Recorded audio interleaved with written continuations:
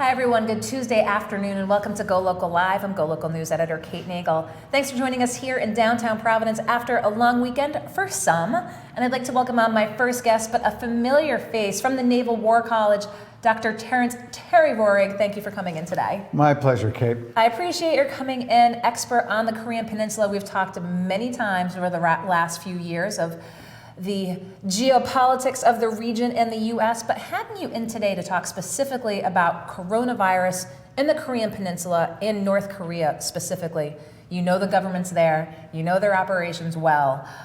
Reports from North Korea, what we're being told is no reports of coronavirus, but you probably don't think this is the case. No, I don't. I think there is likely some degree of virus spread in the country. It may be minimal, but it's hard to tell. There are a couple of reports from South Korean sources that indicate there may be some cases in North Korea. So I'm very doubtful that that is necessarily the case. Now, we've also seen reports about potential aid going into North Korea. Let's talk a little bit, let's back it up from the governmental perspective. We've seen how China has responded to coronavirus. We've seen how the rest of the world has responded to coronavirus. But how equipped is the government of North Korea, the infrastructure, the healthcare, to handle something like this if it starts to spread in North Korea? Sure, and I think the short answer is not very well. When you back up, I think it is clear that the North Korean government is taking this very seriously. And a couple of different aspects to this that demonstrate why they understand that they are vulnerable. First of all, there are many reports about food insecurity and chronic malnutrition still throughout North Korea. So the population is vulnerable to these kinds of viruses. The immune system of the general population is going to be difficult. So if something gets started, it's going to be very hard for the people to fight it off. Then, if that starts, the healthcare system is not in very good shape. I mean, it is lacking in technology and equipment, just through a lack of modernity of the system, but then also the economic sanctions that have been in place for North Korea's nuclear and ballistic missile testing systems have made it difficult to bring in equipment and other things. Aid groups have some difficulty in being able to bring material and resources in. So you put all that together, there are some significant vulnerabilities within North Korea that make it very clear if something starts in a significant amount, it's going to be difficult for them to hold this together. Let's talk a little bit about the mobility of North Koreans in general. Let's talk about the border, sort of who's coming in, who's going out. Obviously, that's what we've seen from China being spread around the globe. We talked a little bit about this. You said really only the elite are the ones that tend to travel. But there's other ways other populations are infiltrating the border. Sure. So what's interesting is a few weeks ago, North Korea put in place a travel ban, no flights. No train travel into North Korea. Largely that's going to be Chinese populations, but others as well. Anyone traveling abroad had initially a 14-day quarantine period. Now it's up to 30 days. Okay. And so really trying to cut off that travel to North Korea. Now, who would that be? There certainly is a small element of the North Korean population that could get abroad. It's more directed towards tourists coming into North Korea, which raises another really problematic area for the North. Is they have been counting on tourism for an important way to earn currency and to buttress the economy. It's one of the few areas that is not covered by the sanctions in place for the nuclear and ballistic missile programs. This is going to largely prevent Chinese tourists from coming to North Korea, and is going to be a blow to the North Korean economy. But I think there's another interesting aspect to this, and that is that an important part of the North Korean economy is held up by illegal trade that goes between China and North Korea. Reports are that the North Korean government is trying very hard to cut off that trade, certainly the legal trade. But reports are that there is still a good deal of commerce illegally through smuggling going back and forth between China and North Korea. Now, the good news from a North Korean perspective is there's still some degree of economic activity there, but that also means transmission of the virus could be possible as a result. How open would North Korea be to outside help if anything were to, again, get to the level of what we're seeing in a China, if their infrastructure is unable to handle it, if there's a world response, would they welcome it? And that's an interesting question. There have been discussions, even the United States has indicated it would be willing to provide humanitarian assistance to North Korea. I think the North Koreans would be open to it, but with a certain amount of control on their part. They aren't typically comfortable letting foreigners tromp around the country without some sort of control and monitoring. There certainly are aid agencies that have some degree of access. So I think if it got to be dire, I think the North Koreans might be more forthcoming to do that, but they are always careful about how much access they provide. Let's talk a little bit about that. You talk about the Chinese and the tourism economy in North Korea. What does that look like? There have very been obviously the high profile cases of Americans being over in North Korea. But, how big is that tourism economy? Why are the Chinese going to North Korea?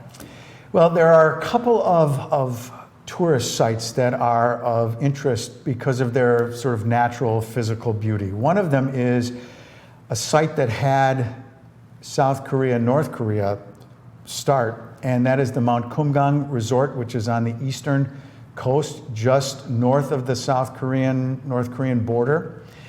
And it's a beautiful area, very mountainous, wonderful place to visit. The North Koreans the incident goes back to when a South Korean tourist was killed in the area, and the South Koreans demanded a investigation and accountability for that. The North Koreans did not comply.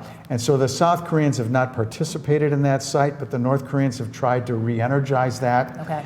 And a big part of the customer base is Chinese tourists coming to that. Okay. And so that's an area where the Chinese are no longer allowed to travel to that area. Let's go to South Korea a little bit. The reports, obviously, major concerns about the impact on the economy there. Obviously, what we're seeing with China, obviously a whole separate, different ball game. But if we start to see numbers in South Korea, how well equipped are they to handle this? Much, much better. The medical system in South Korea is far and away, it is a modern, advanced medical system able to handle these kinds of things, as well as any country can in that circumstance. And the government is doing a great deal to try to prevent the virus from spreading. I believe the number of confirmed cases is up in the 30s in South Korea, if my memory serves me right. So they are working hard to make sure it's contained. Their medical system is state-of-the-art internationally, and so much better equipped to deal with that. But they share some of the same economic vulnerabilities that other countries do in how this can impact commerce and supply chains and other kinds of things like that. And so let's go a little bit, I want to broaden it into a geopolitical conversation here, if you will. Sure. With North Korea and sort of their military regime, could this sort of impact their direction which they take if it ends up being something that requires time and attention by the North Korean government, and B, if it has a population impact of, they're constantly trying to reassert themselves on the world stage, if you will, could this put sort of a chink in the armor, if you will?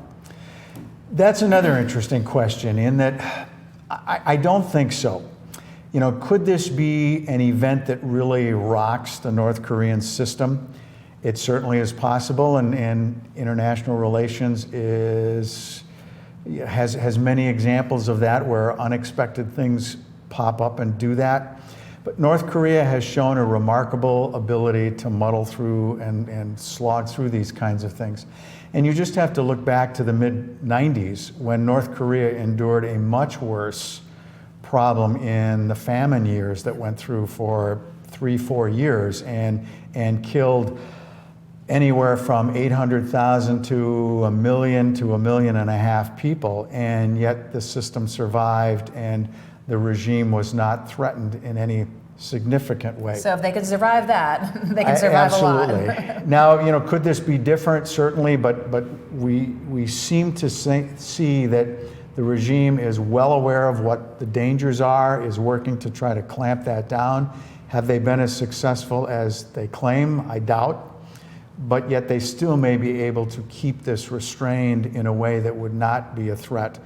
But even if it does, the authoritarian nature of North Korea makes it much easier for them to clamp down on any sort of opposition that this could generate and any sort of pressure and unrest that it could generate. So let's go to U.S.-North Korean relations. Let's talk a little bit about denuclearization. Of course, former NSA advisor John Bolton this week has a book out, in case you didn't know, talking about how Trump has not taken the steps necessary for denuclearization to happen. What's your sense about that? Are U.S.-North Korean relations, since those big, obviously highly publicized visits, where do things stand? Well, not very good in that particular respect, that it looks like denuclearization is stalled and unlikely to move much farther, at least at this particular point. But there is a debate among the Korea Watcher community over all of these things. And certainly on one side, folks would say this should not be a surprise. North Korea never had any intention to give up its nuclear weapons.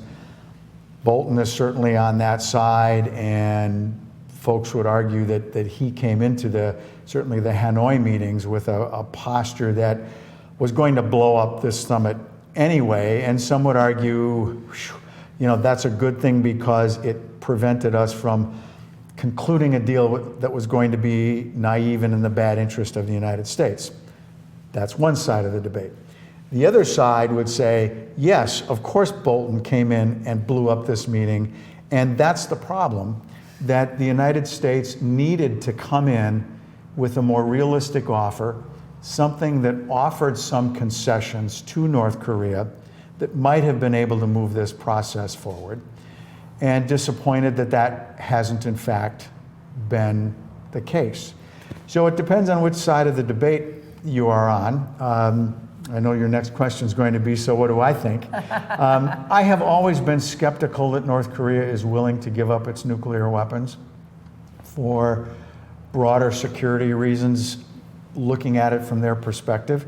But I've always been one that has thought it's worth the effort to try, to see what's possible, to hopefully possibly be proven wrong, because I think that certainly would be something that is worth pursuing.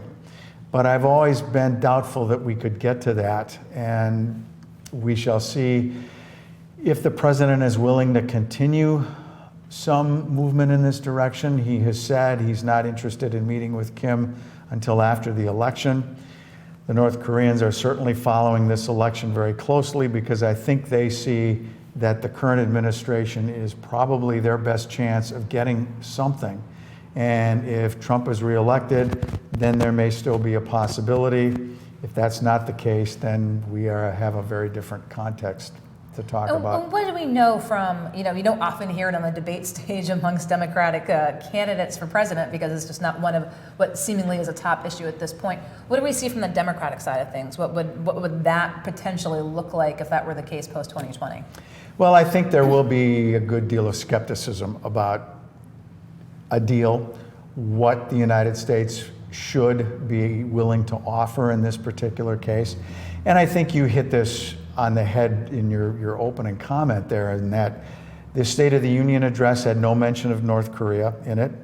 The debates generally don't center on that. North Korea is not going to be a central issue to the upcoming election. So it's not going to receive much attention there, and that's not a surprise in many respects. I mean, foreign policy tends to not get the same degree of emphasis that other issues do in our elections. So what that's going to mean for a new administration coming in, if that's a Democratic administration, it remains to be seen, but I doubt it's going to be quite the same level of personal diplomacy that has been started under this administration. And maybe that's not necessarily a good thing. You can argue that up to Trump being able to build a personal relationship of sorts with Kim, some would argue he has been played, it has been naive, but on the other hand, others would argue, how has it gone before that? And so maybe it took this to break the ice. It has been an unusual year and a half as we have seen all this play out, and I doubt, who's ever sitting in this chair 5 years from now, it's going to still be talking about a nuclear North Korea. So you say 5 years from now, nuclear North Korea. So you're skeptical of their potential for denuclearization. So what would 5 years from now look like? I think in the end, and there certainly are some question marks here, that in the end, this is certainly going to be a big change to the security architecture in East Asia. But I think it is one that eventually the region will find ways to accommodate. I think we may still be talking denuclearization in 5 years because it is difficult for a number of reasons to just simply accept North Korea as a nuclear weapon state. But that increasingly it is obvious, as it is to some already, that a nuclear North Korea is not going to go away. But I don't think that's necessarily a nightmare scenario, although certainly I'm certainly not one promoting this, but that I think in the end, North Korea has been deterred from a major operation against the South to a major international operation, and I think deterrence can continue to hold on the Korean Peninsula, but it's going to be with a nuclear North Korea. I think in many respects, North Korea understands this, and that they are trying to slowly turn the narrative to one where they can be accepted in the international community as a responsible nuclear weapon state. How that plays out, whether they in fact go that route, remains to be seen, but a number of significant question marks that we all need to be watching, and many different potential answers to some of these questions. And who gets it right, we'll find out in the next year or two. Do you think Bolton's criticism of the president is warranted? In regards to North Korea? In regards to what's happened with his efforts of the denuclearization? Well, again, I think it is a matter of philosophy, the different sides of the argument. I think where Bolton and I would differ is, we probably share some of the same skepticism. However, I think it was worth the effort to try. I don't think Bolton has that viewpoint.